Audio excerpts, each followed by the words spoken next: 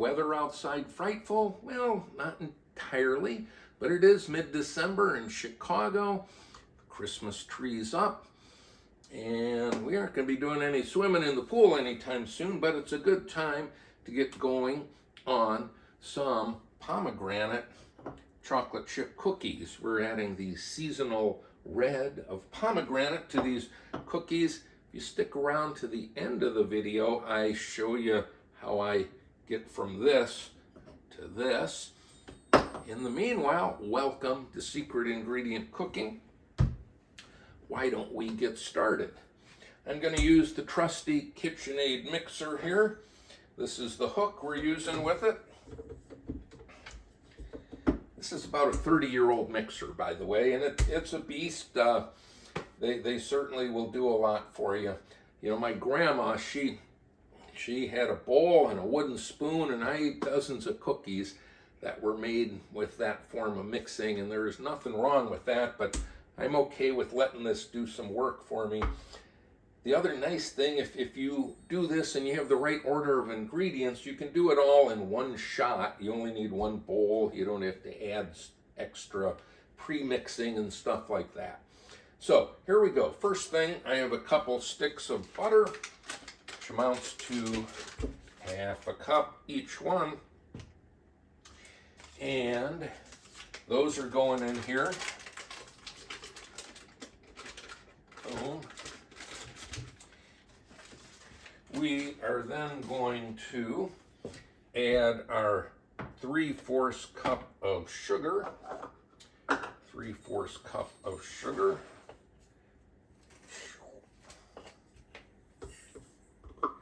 And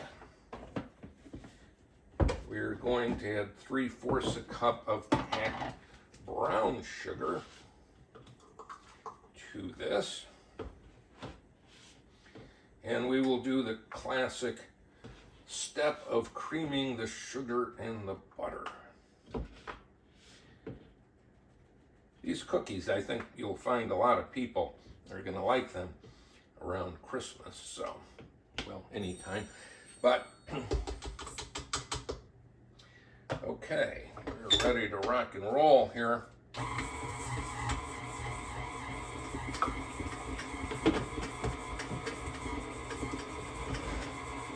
These out of the way.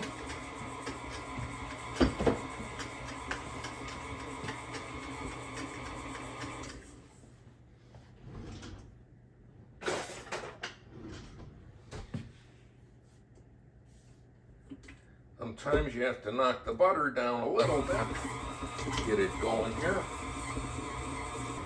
One other add we're going to do is we're going to add 1 teaspoon of cinnamon.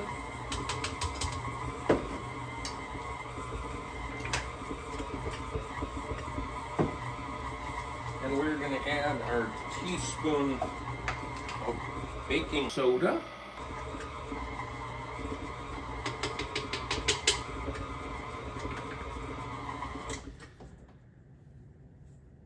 We're going to get this down, let that butter get mixed in a little more.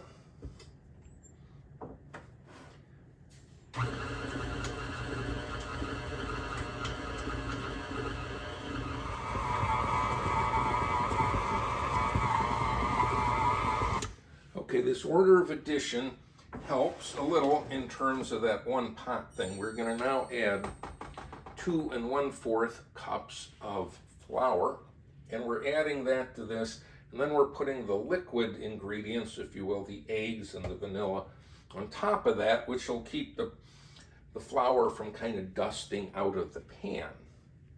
So let's do that. 2.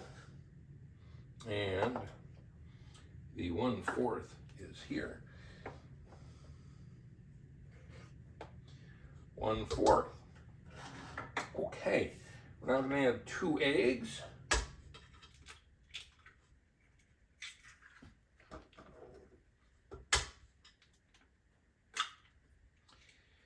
And one thing I do with eggs is that I like to get these cardboard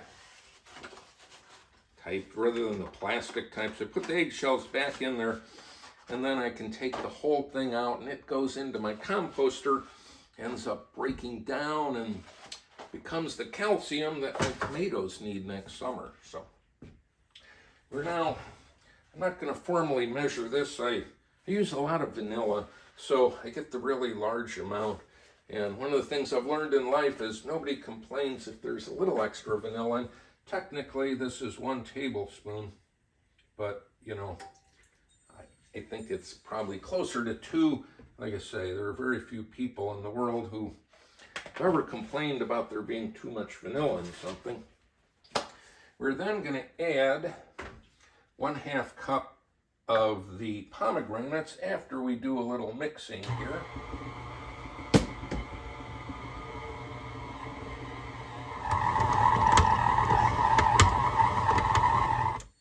Okay. We're next going to add this 1/2 cup of the pomegranates.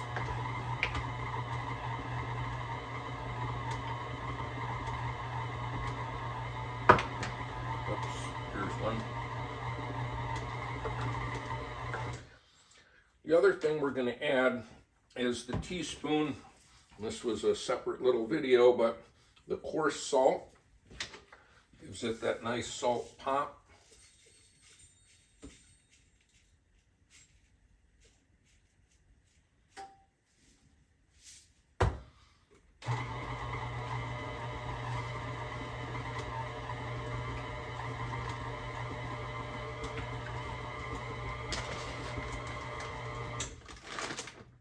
And then I'm going to still add 1/2 cup roughly of chopped pecans.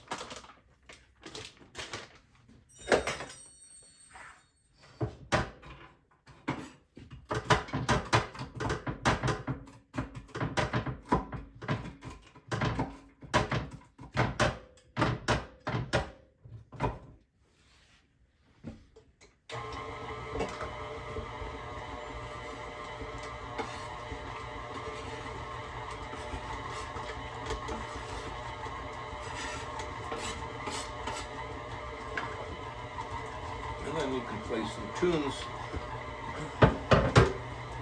Finally, where would we be? This is slightly over 1 cup of. The traditional recipe is for 1 3/4 cups, but with all the extra stuff going on here, we cut that back a little bit. We now have an oven at 375, and we are about ready.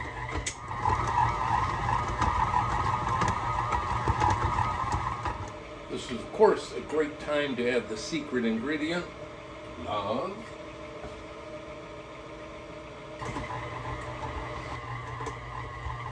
You want to mix this enough that everything's in there, but you don't want to over-mix it to the point of breaking things down like the pomegranates. But here we go. Now it's time to put about a teaspoon or so on the baking trays. Okay, this first one is now ready to go in.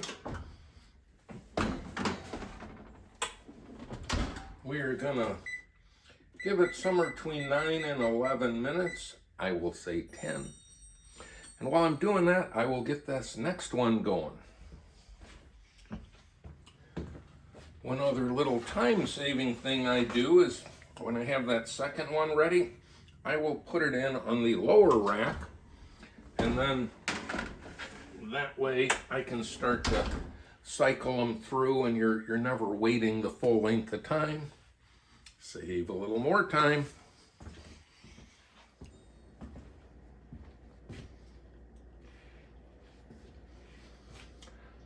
Strictly speaking, food safety experts would say one shouldn't eat things that involve raw eggs in them, and I'm not going to disagree on camera. We'll say chocolate chip cookie dough's enjoyable thing. Let's see if that first pan is ready to come out now. I did reset the timer. Remember, if we're doing the double pan thing, you have to kind of keep track of where you're at with that second one. I'm gonna move it to the top, put in my last tray here, back to the bottom.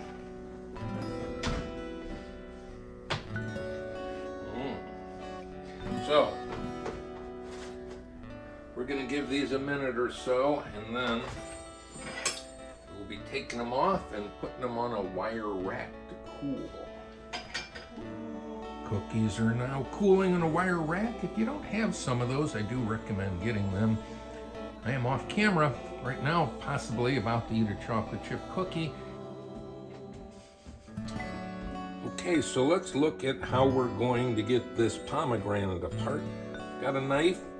It's not a huge knife, you don't want the biggest. And once again, being very aware of safety, we're going to cut down, holding the outside firmly so the knife slips. Nothing bad will happen to you. Kind of going in quarters.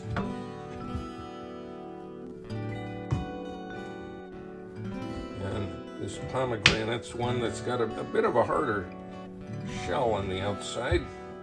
So, cutting through.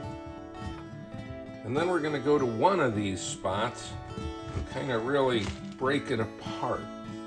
And at this point, you've got all these things, right? The avrils. And we're going to further, I'm going to actually do this kind of down in the sink because these have a tendency to run around and you get the juice all over. So that contains it a little. I'll show you that in a close-up here.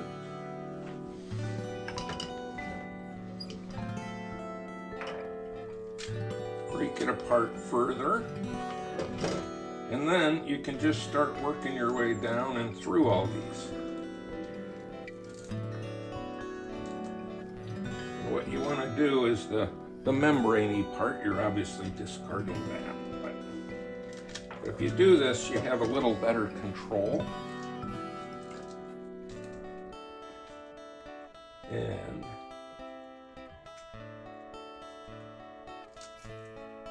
it is somewhat laborious.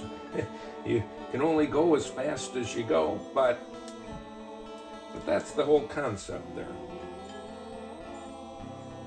And when you're done, you have a nice bowl full of pomegranate avrils ready to use, eat, and the inedible part is going out in the compost pile. At the end of this secret ingredient cooking, let me just say I will see you on the flip burger side.